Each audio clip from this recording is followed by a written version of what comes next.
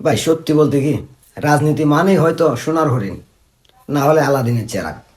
বিষয়টা কেন বললাম, আজকে সার্জিস আলম পঞ্চগড় সফরে গেছেন, আর সেই সফরে 100-র উপরে গাড়ি, দামি দামি গাড়ি নিয়ে পঞ্চগড় গেছে।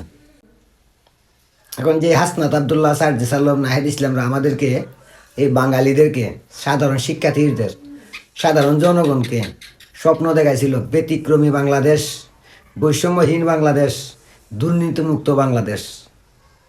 তারা কি সত্যি দুর্নীতিমুক্ত বাংলাদেশ গড়বে, নাকি নিজেরা দুর্নীতিগ্রস্ত? দেখেন, বাংলাদেশের অনেক বড় বড় রাজনৈতিক দল আছে, তাদের এই বিভিন্ন জায়গায় সফরে এত গাড়ি আমি কখনো দেখি নাই।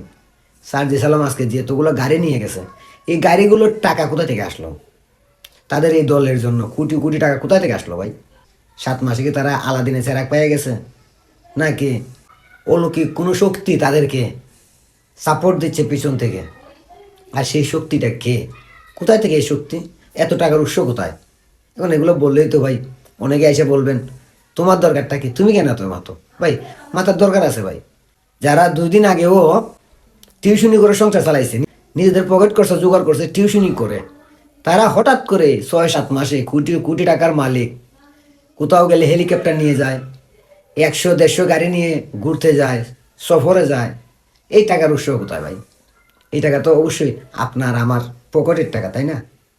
আর না হলে এরা আলাদিনের চেরাগ পাইছে, আর না হলে অন্য কোনো দেশ, অন্য কোনো একটা শক্তি তাদেরকে টাকা দিচ্ছে। সেই টাকার উৎস তো আমাদের জনগণের জানা দরকার, তাই না? এরা এই অল্প সময় এত কোটি টাকার মালিক হইলে কি করে? সাংবাদিক ইলিয়াস তাদের দলের নেতাদের দুর্নীতির প্রমাণ দিচ্ছে।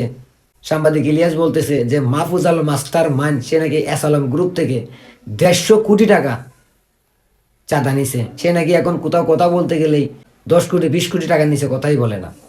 এই টাকা উৎস কোথায়? কেউ একটু বলতে পারবেন? যারা আমাদেরকে বৈষম্যহীন বাংলাদেশ গড়ার স্বপ্ন দেখাইছিল, তারা এখন বাংলাদেশের সবচাইতে বেশি বৈষম্য তৈরি করতেছে।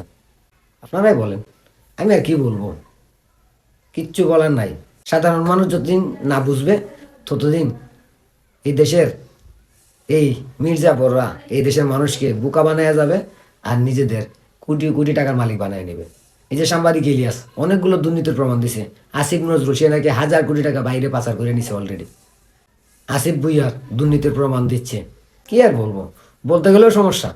এদের দুর্নীতির কথা বলা যাবে না, এদের দুর্নীতির কথা বললেই সমস্যা। আর কিছু সাধারণ পাবলিক আছে, এদের কথা বোকা বনে এদেরকে সাপোর্ট দিয়ে যাচ্ছেন। ভাই, দুর্নীতি বন্ধ করতে এসে নিজেরা এখন দুর্নীতিগ্রস্ত, আর এই দেশের মানুষ দিন দিন এদের জন্য নিচের দিকে নামতেছে। কিচ্ছু বলার নাই।